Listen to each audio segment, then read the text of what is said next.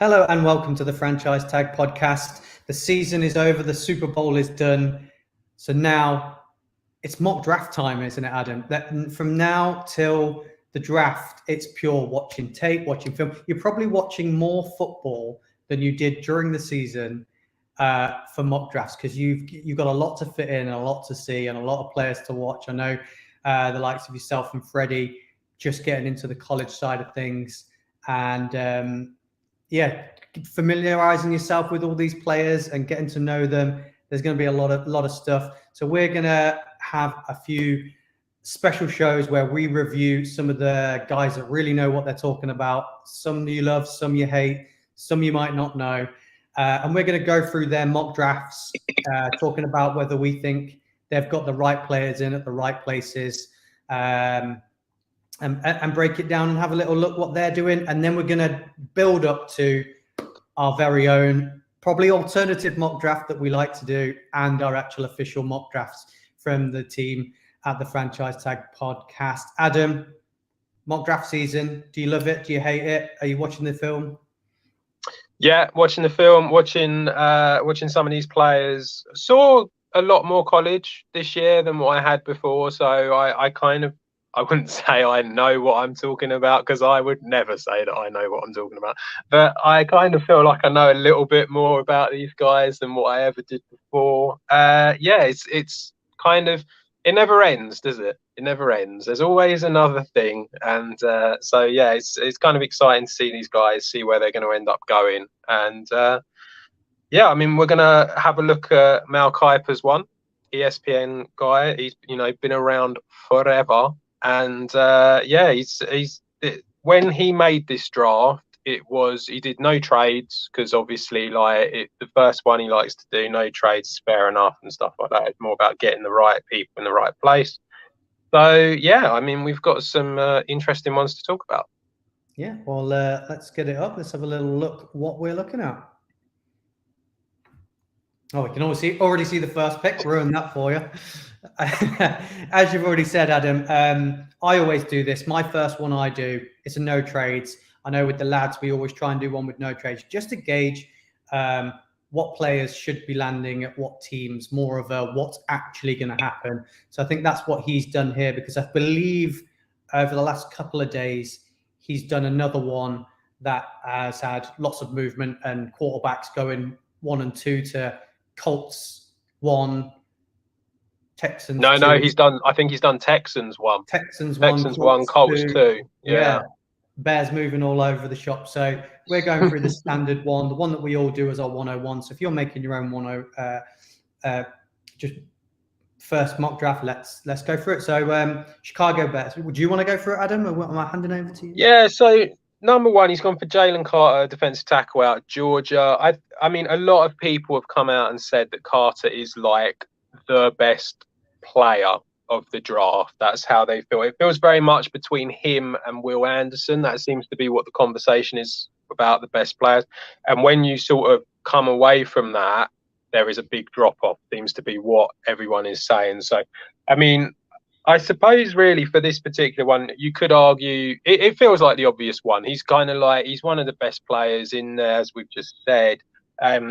Chicago are in need of a lot of help in many areas. So it's not really a shocker that he's gone for this one. I suppose really the only question is whether you feel that that he is more of a need for Chicago for defensive tackle than Will Anderson at sort of like defensive end and edge rusher and stuff like that. So I suppose it's just a matter of what's most important for him. Yeah, well, as we've said, there might be some movement with Chicago. They've already talked about shopping the pit. But either way, I still feel like they've got to come away with one of those blue chip players. You mentioned them. It's Jalen Carter and Will Anderson. I think they're 2 blue chip players there for the defense. I think they're great. But when you talk about in terms of depth of this draft, for me, there's 2 round 1 defensive tackles and there's 7 round 1 edge rushers. So when we're talking about the depth in the position, I think Jalen Carter going out and getting him, you're still getting value for money, maybe in round 2 on the edge rushers, and you can build with there. I think free agency wise as well, there's a few more edge rushers out there that are higher value the defensive tackle. So I think interior defensive line, and Jalen Carter, 6'3", absolute stud. I think people are likening him to a Fletcher Cox or Warren Sapp, so he could be that for them. So that's absolutely fantastic, and the pick that I would go for them. So at the number 2 pick, we've got the Texans coming up in the number 2 pick. Not a shocker. He's gone for CJ Stroud. Bit of a surprise. Not everyone, but the vast majority of people are very much on the Bryce Young is the best quarterback in this class. I know you've got a bit of a thing for CJ Stroud, being the Ohio State guy that you are. It's not so much, and I mean, we all know that the Texans need a quarterback. That's not really a surprise that they're going down this route. But do you think that it's the right move, that this is the guy that they should be looking at, or should they be going for Bryce Young, who personally I feel there's maybe a few more question marks about Bryce Young than what a lot of people seem to be saying? But yeah. Yeah, I mean, I suppose it's what fits best for them at the end of the day between these two people. Bryce Young and CJ Stroud, for me, are the top two to be going for if plug in and play, start on first day. I'm guessing that maybe Mel Kiper might be going down the worried front, that people are worried about the size of Bryce Young, his height and his stature.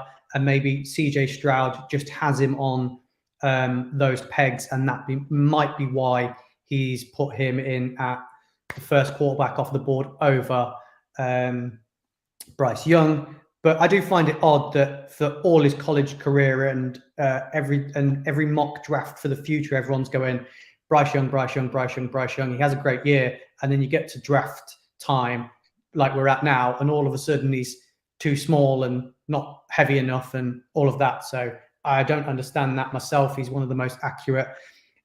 He's a +1 up from Tua. People are saying he's the same as Tua. I think he's got a better arm and more accurate with it. So I've got no issues with Bryce Young. I think he'll be there as well. But I think that's maybe why the size, and he's bolted in with CJ Stroud. So I know we've got the number 3 pick, but just before we get onto that, I do want to just quickly go.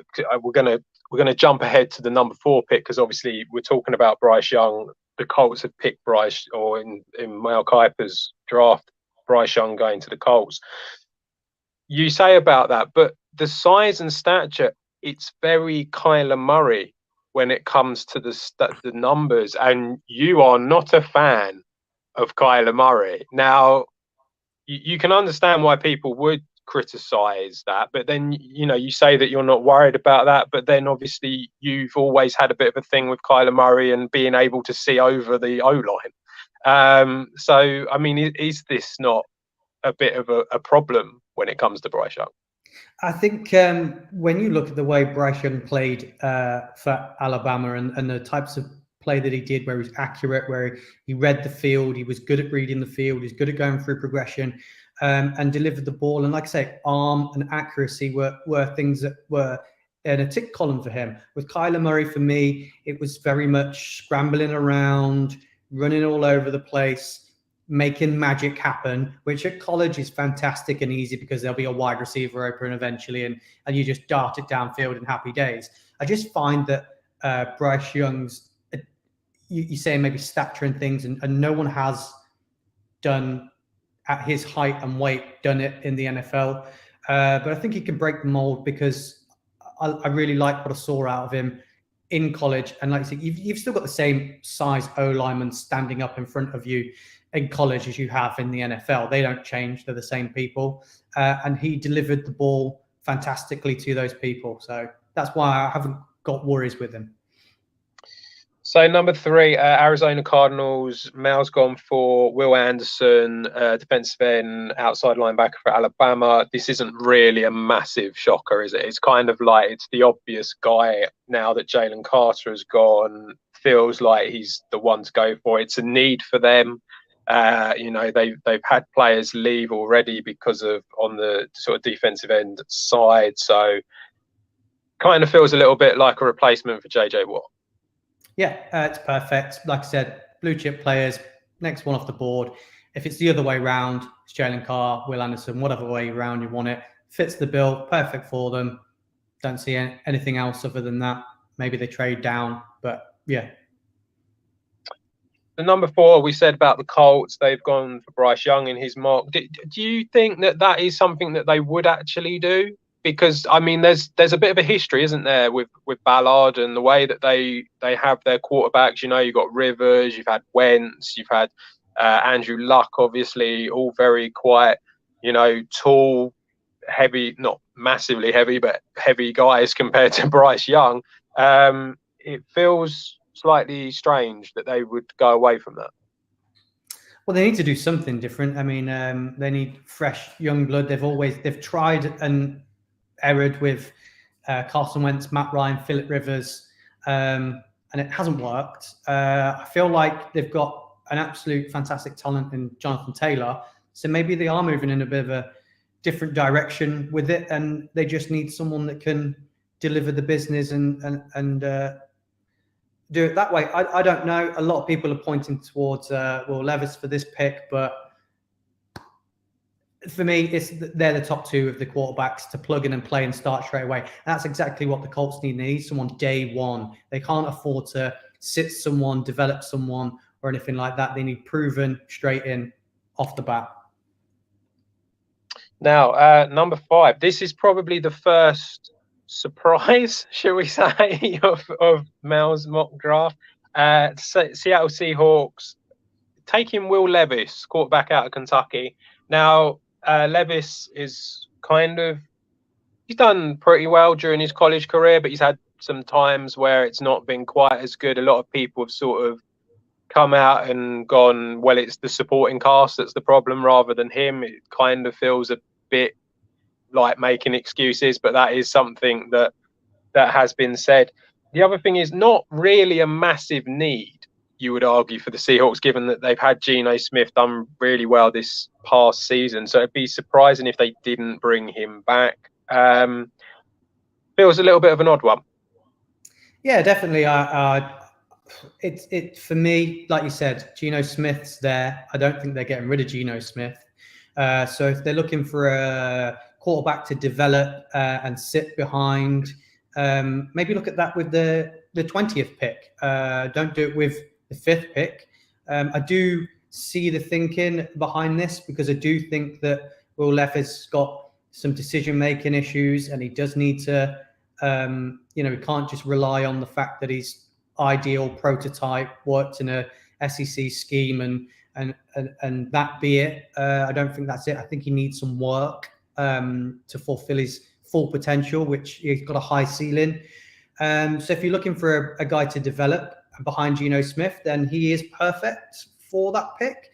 But I just feel like you can get something similar maybe at the 20th pick and develop someone, because Geno Smith, for me, is good enough for another year there. Yeah, it does seem odd that they would sort of go away from it. I know he's a free agent and you have to sort of renegotiate with Smith and stuff like that, but it does feel like a logical thing to do that, he did well, so why would you give him up? 6th pick, we got the Detroit Lions going for Tyree Wilson, defensive end out of Texas Tech. I would probably argue that they kind of need a defensive tackle rather than a defensive end. But as you said, the defensive tackle class not quite as strong as the edge rushers. Tyree Wilson has been mocked to a lot of the time has been mocked to the Seahawks. And kind of feels quite a Seahawky player, actually, to be honest. So a little bit of a surprise, but at the same time feels like it's a fairly good pick for them to go for. Yeah, I mean, this is a guy I want to keep my eye on, because I've got him down as my 3rd edge rusher. Definitely a top 10 player. Definitely an absolute athlete. A lot of people are likening this guy to Trayvon Walker, but I think this guy's had a better college career than him. So watch him at the combine. I think he's really one to watch at the combine. If this guy lights up at the combine, then that's where he's going to go. He's going to be we're going to be in this conversation of where he's going. I think I had them taking a cornerback. This cornerback class is excellent. There's some real big names. I think there's going to be 5 of them definitely going in the first round. So I think that was an area they might need help. Obviously, they brought in Hutchinson already. So maybe it's not a desperate need for them, but this guy's definitely a talent. So I can see why they're locking him in there. Yeah, I think corner, you look at this cornerback class, it really does look very, very good. We'll sort of talk about them later on as well, because a lot of them are in this mock draft. I'm a bit surprised that they've kind of been pushed down a little bit in this, but they will. There are quite a few to come. Number 7, we've got the Las Vegas Raiders taking Peter Skoronski, offensive tackle out of Northwestern. Now, this kind of feels like a fairly obvious pick and one that they need to deal with. I think the way they played last year, especially, I know they had a lot of injuries, but it was very much Josh Jacobs. And I do think they need to sort out that offensive line a bit more. I think it's something we've said for a few years now with the Raiders. And it kind of, he feels like a top 10 pick to me. Yeah, it's going to be between him and Paris Johnson. For me, I mean, I think I've got Skoronski going. Have I got him going before? I've got Paris Johnson going first. I just think Paris Johnson's more of a right tackle, left tackle kind of guy. Maybe Skoronski he's going to be a tackle, but you might want to play him in a guard. So it just depends what you want to do. Either way, they're both absolute studs. So it doesn't matter which way around you pick them. They're going to be for sure the correct pick at the O-line to go in at this point in the draft. And yeah, definitely, we've seen it in teams. You can have the best defense if you want and the best offensive weapons, but if you don't get that O-line right, don't bother. So I think taking O-line is definitely, whether they have a quarterback, you're going to need to support him. So that's the correct decision for me. Yeah, so number 8, the Atlanta Falcons are going to be taking Myles Murphy, defensive end out of Clemson. Again, I do get it, because I think that they do need help. They're another team that's in quite a big rebuild and they need help in lots of areas. I know Marcus Mariota they released just today, I think it was. So they're opening up cap space as well in order to bring people in. I kind of wondered whether they might go wide receiver, whether they might try and take the best one, or whether it's just too early to be taking the wide receivers in this class and they feel that they would rather go for that edge rusher at what they consider a more important position. Yeah, I mean, another player that I kind of feel like is worthy of a top 10 pick.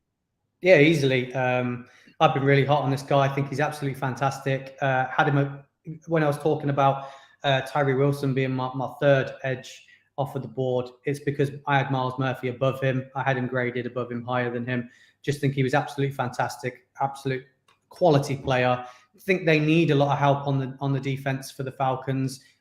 They've got a couple of weapons on that receiving core. Drake London, Kyle Pitts. Hopefully he resurges and has a better of a season. But definitely the strengthening the defense is definitely what they need to do, and Myles Murphy will definitely do that for them. The number 9 pick, the Carolina Panthers have gone for a quarterback, Anthony Richardson out of Florida. Now, I mean, we do, the Panthers have been trying to find a quarterback for years. It's ridiculous.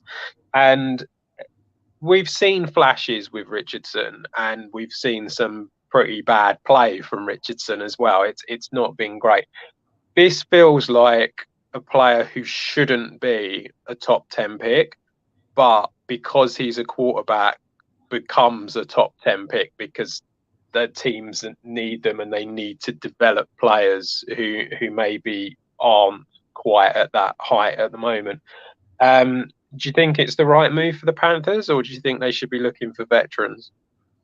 This guy's not ready. So whether they bring in a veteran and they take him at this point, fair enough, and they bring in a veteran maybe on a 1-year deal to bridge the gap, then fair enough. But I can see why they're going for him. This guy's been likened to a hybrid of Cam Newton and Lamar Jackson. So, you smash those two together and you've got Anthony Richardson. So I can see why people are getting on the hype train and real excited about him. But if you're on the hot seat and your team's struggling, that's going to be the blame, isn't it? That's going to be the area. Did you reach for this guy? And could you have taken something a bit better? I think I've got Will Levis going to the Panthers. I think he'd be a better suited for them. I do think this is a bit of a reach for him, but I understand why. If you really liked him, if you were a team that could sit him for a year and could afford to sit him for a year, I'd be moving up to take him. Why would those attributes are just insane. He could be amazing in the future, but it's just way too early to tell, and there was too many red flags to bring him in and start him straight away. So that could be a tough year for them if they did that. Yeah, I mean, in fairness to Mel, he does say, doesn't he, that he wouldn't play him in year one. So, I mean, it does seem like it would be a development thing. Number 10, the Philadelphia Eagles Super Bowl losers. Well, I feel we should make sure that everyone knows they lost. So, it's only right and proper, just for Gareth, if nothing else. But they've gone for Khalid Kancey, defensive tackle out of Pitt.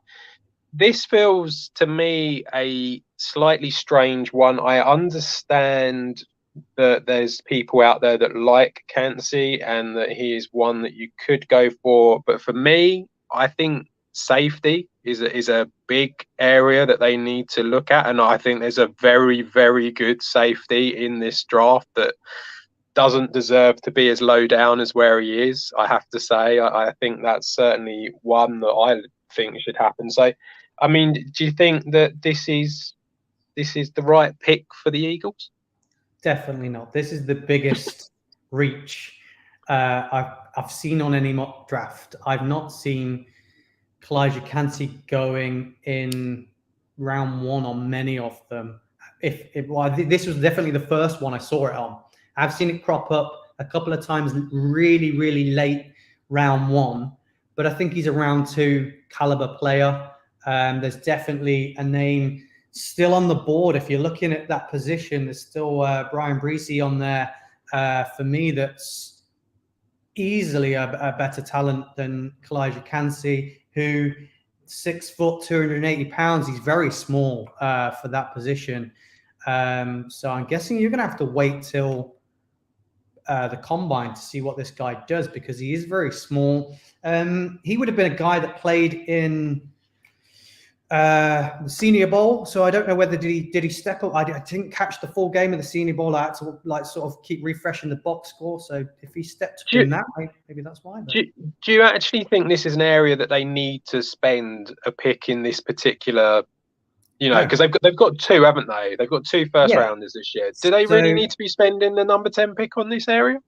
No, they got Jordan Davis in the draft last year. You filled a hole. It's Fletcher Cox. I understand that Fletcher Cox doesn't play, then you're going to need someone at that point. I do think they need to address this in the draft and go for it at some point high, because the drop off of interior defensive linemen is quite significant. But I believe that Bradbury's going back to the Giants, so they're going to have a hole at quarterback. Slay's not the youngest. You said safety, so there's two names that you've got to be putting in there. It's got to be one of those cornerbacks, or it's got to be Brian Branch, hasn't it, who can play at corner and safety. So there's going to be a lot of people locking in that name, as you said, as you like, in this position.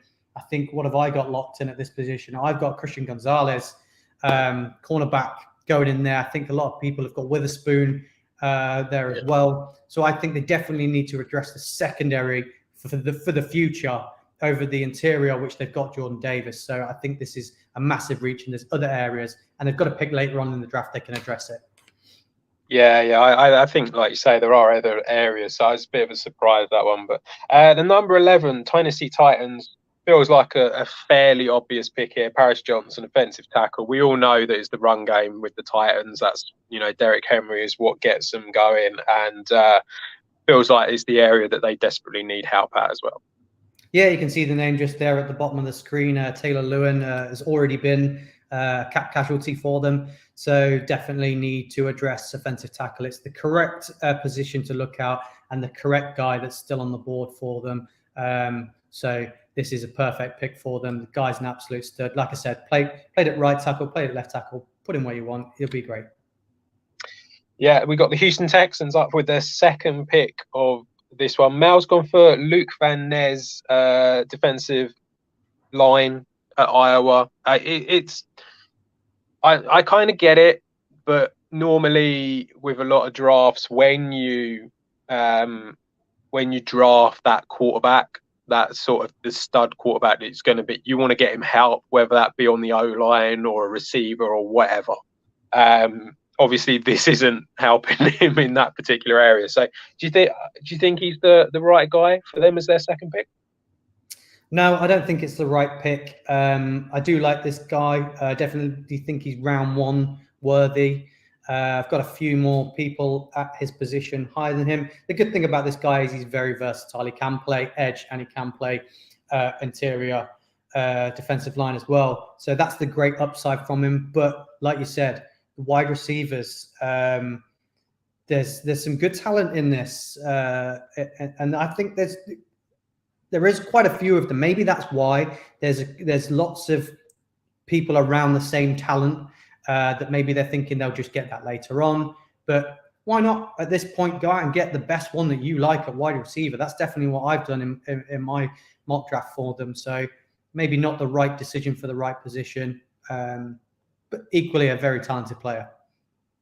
Probably the right thing. The Texans normally do weird stuff, so it's entirely possible that it could happen. Speaking of wide receivers, number 13, the Jets are taking Jackson Smith and Jigba, your boy out of Ohio State. We all know you like him far too much. It's ridiculous. Feels a little bit, I get it. Like, I get why they're doing it and the theory behind it. Obviously, you could have Garrett Wilson on one side. You could have Smith and Jigba on the other. Feels like they should probably be looking at other things, though. Yeah, I fully get it. I fully bought into it when I'm reading it. I like the idea of having Garrett Wilson on one side, Elijah Moore on the other, and Jackson Smith and Jigba in the slot. No, you don't. You're a Giants fan. This is going to be awful for you. They're drafting players that I like, and I love what you're trying to build there. That'd be absolutely fantastic. This guy, yards after the catch is insane. It would be so good, but they need to address the O-line. Surely O-line is what they've got to address at this point. There's still some good names on the board that I'd definitely be taking, but understand it. And when we were talking about which wide receiver will be first off the board, not many people are going to have Jackson Smith and Jigba at that point, but he's got him at that point because it fits perfect for the Jets. I think that's always key. What fits for the team over what's the best talent sort of thing. So I think that's why you've got him there and being the first wide receiver off the board. Yeah, definitely. Number 14, New England Patriots, going for a corner. It's the first corner off the board, which personally I think is outrageous that it's taken this long for one to go off. Devin Witherspoon out of Illinois, again, feels like a good player, but probably not the area that they desperately need to focus on. Wow, I've got it as the area they do need to address. Oh, really? I think the secondary is something they're gonna look at. You can see just there right away. Are they bringing back Jonathan Jones? It says that at the top, free agent. I have actually got Brian Branch at this position, going at safety and at corner. I think that'd be absolutely fantastic for them if he's not already gone. He's not gone at this one. We know that. And this is as low down as I'd have him if the Eagles haven't snaffled him already. But Witherspoon, absolutely fantastic talent. Like I said, I think it's going to be a coin toss between Gonzalez and Witherspoon of which one's the first to go. So why not, eh? Right, number 15, the best team in the league. Come on. Number 15. That's why they're drafting number 15, because they're the best team in the league. The Green Bay Packers, Michael Mayer, tight end out of Notre Dame. It ain't happening. I don't care what anyone says. We ain't going to do it because we go O-line and we go D-line. That's the end. So, is it going to happen? Am I actually going to see a receiver be drafted in the first round? No. I fully understand this. Everybody's got this. There's so many people's mock drafts that have locked this in as the pick for the Packers. He's easily the best talent at that position. Tonya might not be coming back. You do need a tight end. It all makes sense. But as you said, it's the Packers. Maybe they'll be taking O-line here or D-line or edge or something completely different. I don't know. But that's the pick. That's the pick for them. I think that's the right one. Yeah, I mean, it feels like it's an obvious one to go for, but I just don't think they'll do it. And this is the guy that, if he is on the board, I think they will go for at O-line. The Commanders at 16 gone for Broderick Jones, offensive tackle. Out of Georgia, we like the Georgia players at the moment, so why not shove another one in, is what I think the Packers will end up doing. Again, Commanders, I mean, I suppose their biggest need really is quarterback, it feels at the moment, but obviously there isn't anyone really that you're going to go for, so it kind of feels like a fairly logical choice. Yeah, it seems like they're going to give Sam Howell a shot. I think he deserves a shot. I'm surprised it took him so long to give him a shot last year. Liked him at college. The dip in his performance, I felt, was down to the fact that his whole team got drafted the year prior. So either way, whoever it is, they're going to need protection. This is the next guy off the board for me. Perfect pick. Yeah, number 17, the Pittsburgh Steelers going for Joey Porter, cornerback out of Penn State. I think it's a big need for them. I think they want to go down like that area is definitely what they want. It's a bit of a legacy pick, isn't it? Wasn't it his dad, I believe, played for the Steelers? So I think this isn't really a shocker. I myself would have thought that Gonzalez would be the better corner to be going for, but you know, maybe there are other reasons for this one. So do you like the Steelers pick? Yeah, I mean, I've had him there on a few of my draft picks. It's definitely the area they need to address. Doesn't matter which one it is. It doesn't matter whether it's Witherspoon, Porter, Gonzalez. They get one of those guys. Happy days. It's the right pick, the right position. It doesn't matter. But this would be the fairy tale story for it. So I think that's why lots of people are trying to move their drafts around so that does land there. So good pick. Yeah, number 18, the Detroit Lions. They have gone for Christian Gonzalez, corner out of Oregon. This feels like a obvious thing. Like you say, with all the corners, it doesn't matter which one it is. They're all pretty good. They need a corner to go opposite Okudah, and yeah, it just makes sense as well. Yeah, didn't know whether I don't think Gonzalez is going to be on the board at this point. Might be shocked if any of those three names that we've just spoke about are still left on the board, which is why I had them addressing the cornerback position with the first pick rather than the second pick. So it's what they need. Hasn't quite worked out with Okudah, and is it the Awuzie? That's on the other side, free agent. So definitely the pick they need to make. Yeah. Number 19, the Tampa Bay Buccaneers going for Keon White, defensive line out of Georgia Tech. It feels a little bit like edge would be better for them, or maybe like a linebacker possibly in that particular area on the defensive line. But I really feel like the O-line is probably what needs some help here, and it's a little bit of a surprising one. It's a reach at this position. It's also an area that they don't massively need to address. When you talk about the free agents, I think Mel Kiper actually talks about it in here, doesn't he? Yeah, there you go. He talks about Akeem Hicks and Golston hitting the free agent market. Last year, they took second-round Logan Hall, who plays in the same position. So haven't they already addressed this position last year? Yeah. And Akeem Hicks and William Golston, to me, I feel like you can re-sign one of them on a one-year deal at a lower rate when I think majority of their secondary is free agents as well, aren't they? So for me, addressing the cornerback position would be. How many times do we need to say it?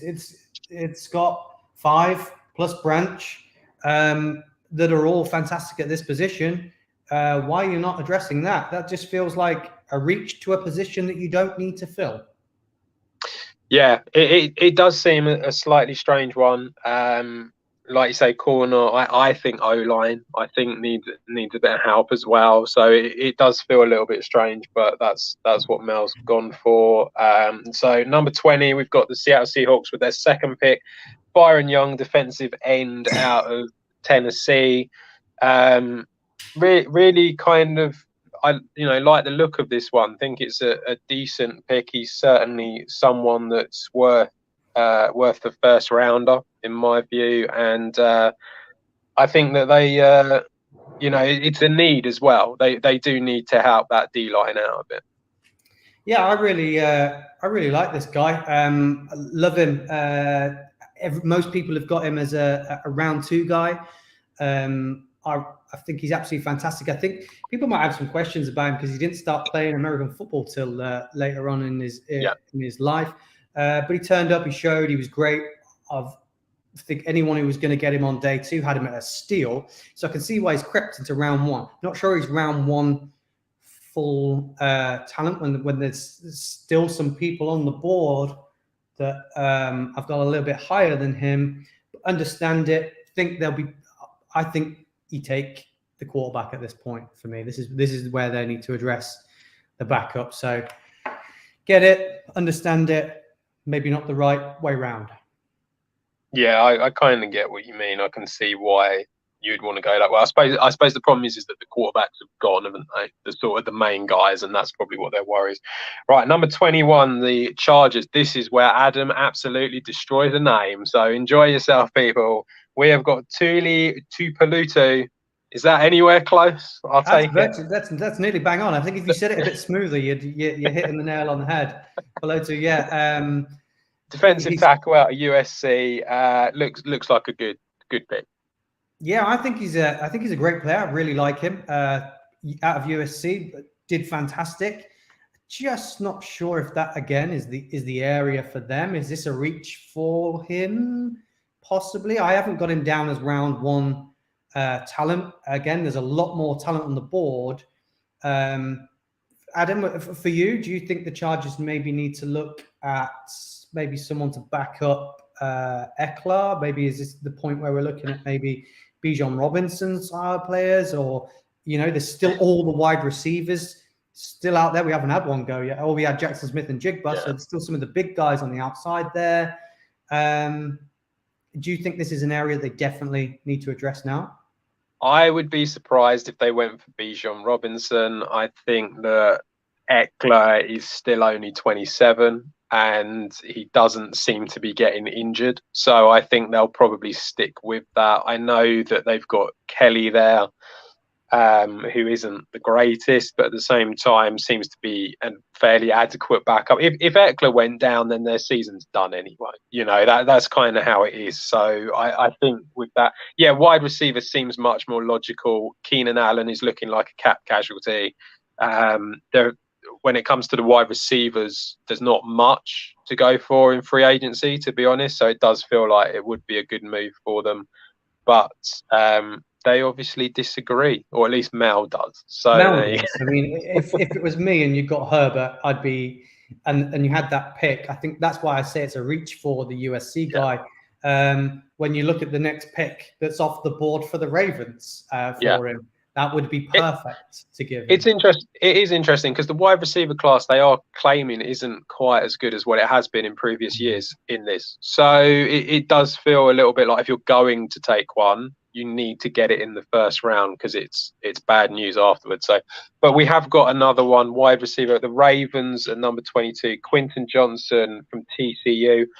We've been saying for ages that the Ravens need to sort this out. They've got Rashad Bateman there, and that's it. He got injured, and then they had no one. So they need to get another guy in there. So Quentin Johnson feels like a good pick for them. Yeah, you can see it just in the writing. The offensive coordinator, Greg Roman, is out. And that would strike me that they might want to start throwing the ball a bit more if that's the case. And if they are going to start throwing the ball a bit more, you definitely need to address that wide receiving core because once Bateman got injured, Duvernay looks like he can fill a spot, but you can't rely on him. No. This guy, big, tall, great at the point of catch. So I'll be surprised if he's still on the board at 22. I think there'll be a lot of teams ahead of him. I've got him going to Houston at 12. So be surprised if he's still here, but wide receiver, definitely the correct position to be picking for them. Yeah, at 23, we've got the Minnesota Vikings. They've gone for Emmanuel Forbes, cornerback out of Mississippi State. Corner feels like an obvious area that they need the help on. Patrick Peterson was their main guy, as it says, but he's now a free agent. Just feels like an obvious move. Yeah, I think I've got corner in at this position. I'm just looking over at what I have got. I've got corner. I've still got a few guys left on my board. I've got a couple of cornerbacks still highly more rated than Forbes. So not sure if it's the right guy, but if it's the guy they like, Mel Kiper obviously likes him. So definitely cornerback for me at the Vikings. So it's the right position. He thinks it's the right guy. So who am I to argue with that at the moment? When you're talking about the fact that Porter, Gonzalez, Witherspoon have already gone.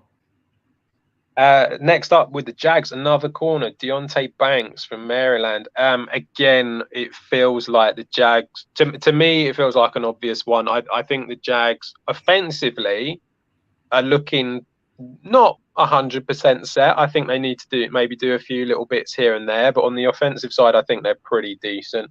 Defensively, they've got some good young pieces, but they do need to sort of step that up a bit. So it feels like a corner's the right move. Yeah, I mean, they have addressed the secondary. They've got some good youngsters back there in the secondary. They tried it last year, didn't they? And it seemed to work for them. Yeah. They seem to get a hit on that. I'm not sure about this guy. Wasn't hot on him. Felt that he was very handsy and drew a lot of flags. So I'm not sure if he's the polished article. And I think Cam Smith's still there on the board as well. So I would struggle with the Jags because I haven't fully committed on what position I want them to take in my mock draft. So yeah, not sure whether you're getting value for money there at that pick with especially with Banks.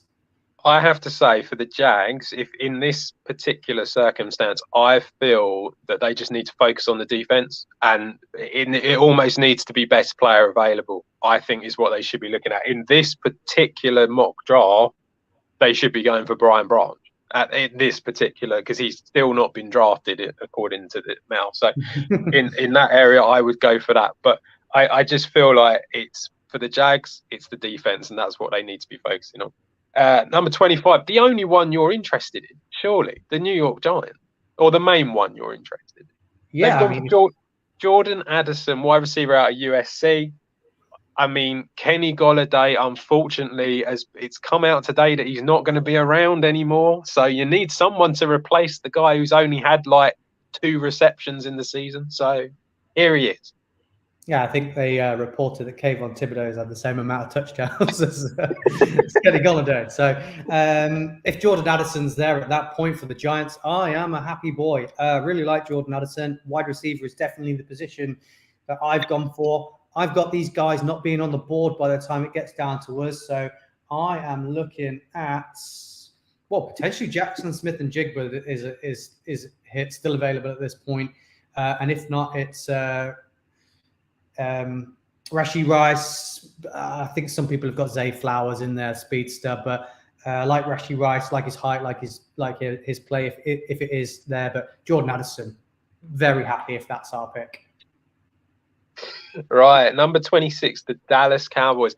This is strange, I feel.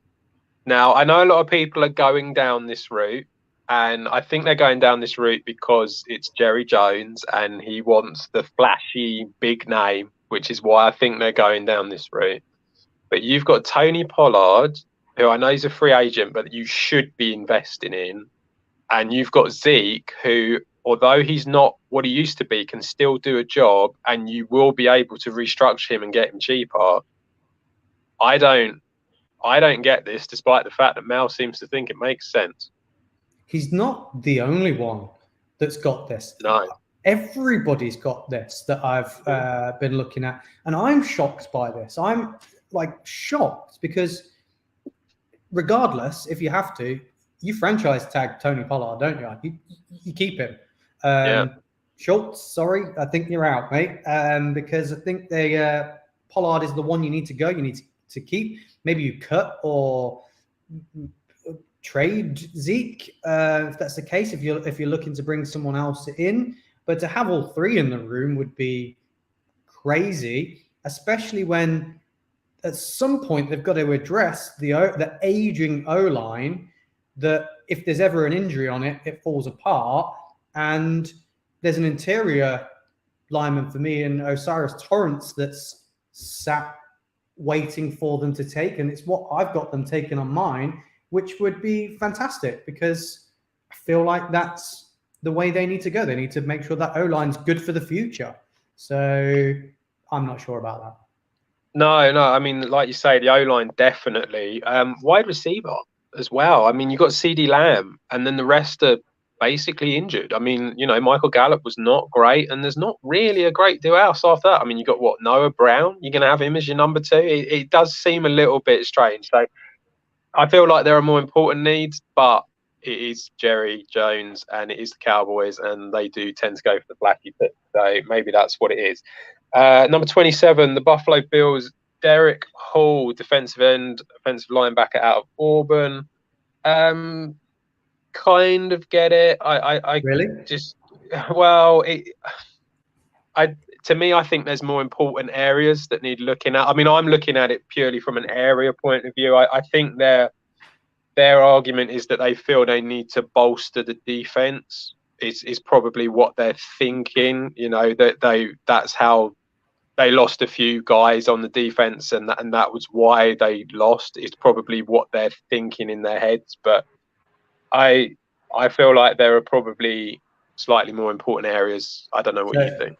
So if I said to you, Gregory Rousseau, Boogie Basham, AJ Epinesa, you're saying they're not good enough, or you need more youngsters? Because I think they fit that hall. Derek Hall, that's a reach in this round, and you've already got great players. You can see they're talking about free agency here at the top of it. Mel Kiper's talking about the free agency in Jordan Poyer and Tremaine Edmonds. Why are we not addressing those points? Why are we not addressing the O-line?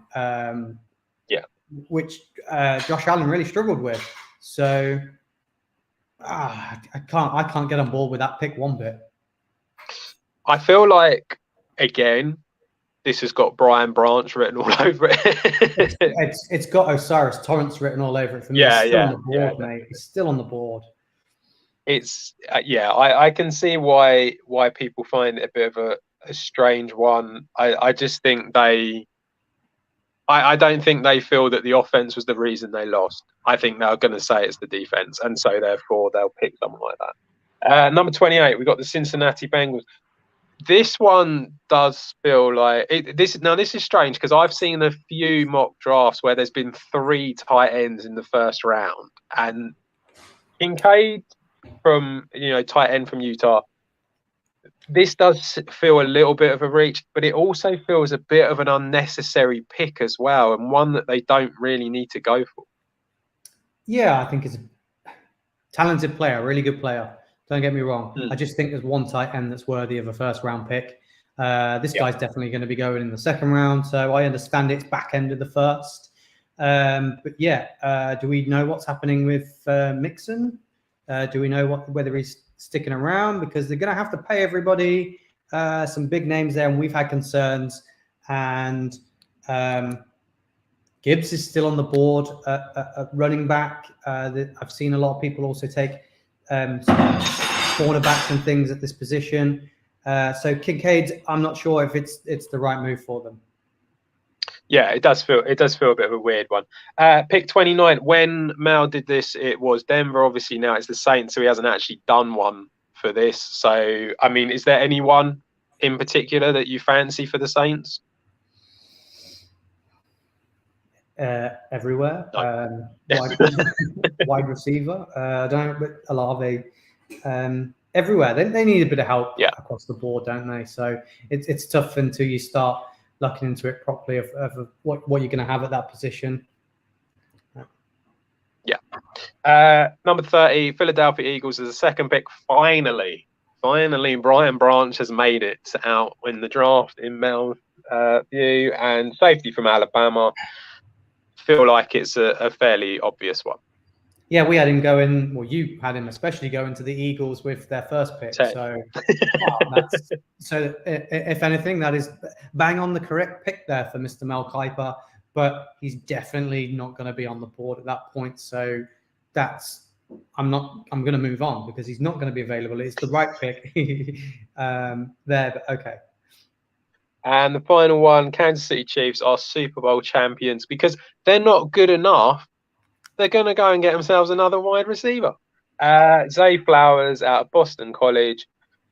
There are, I don't know, it's difficult to say there are areas for them to improve in because they've just won the whole thing. But wide receiver, I suppose Juju's a free agent. MVS, you could argue, hasn't really worked that well. So maybe someone like Zay Flowers with his speed is the way forward. He's a typical Kansas City type of player, isn't he? He's like that, replacing Tyreek Hill sort of option, and Zay Flowers. Understand it. Juju Smith-Schuster's a free agent. You said it. MVS aging might not be the answer. Understand it. Very Kansas City pick. I've got Rashee Rice going there. I've got a wide receiver going there. I've got Rice going there. Just rate him better than Zay Flowers, but that is a very Kansas City Chiefs pick there. And that's it. That's all of them. That concludes Mel Kiper's draft. We've got some more big names coming up after this. We're going to go through all of the guys that you want to hear from. I think we're lining up. What we got? Daniel Jeremiah. Yeah, I think Daniel Jeremiah's one. We might have a look at Todd McShay as well. I think that one's one to have a look at. I think there's a few guys, and also I do feel that once the combine is done, I think you're going to start seeing some more. I know McShay's done his second one already that we can have a look at. Kiper will probably do another one pretty soon, I would have thought. So, yeah, I think we'll probably look at, say, like 4 or 5 of these as we sort of like move towards the draft and stuff like that. So, yeah, if there is one that you listeners, want us to really desperately have a look at, then send it to us and we'll go through it with you, and you can have your thoughts on that.